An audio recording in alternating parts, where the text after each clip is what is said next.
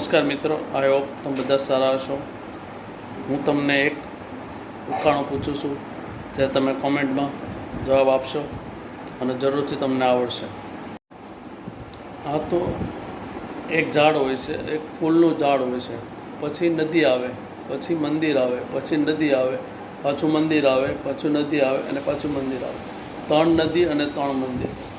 ફૂલ પર તમારે ફૂલ લેવાના, નદીમાં નાહવા ફરજિયાત છે। નદીમાં નાહો એટલે ફૂલ ડબલ થાય। પહેલાં મંદિરે જેટલા ફૂલ મૂકો એટલા જ ફૂલ બીજા મંદિરે મૂકવાના, એટલા જ ફૂલ ત્રીજા મંદિરે મૂકવાના। એક ફૂલ વધવું ન જોવે અને એક પણ ફૂલ ઘટવું ન જોવે।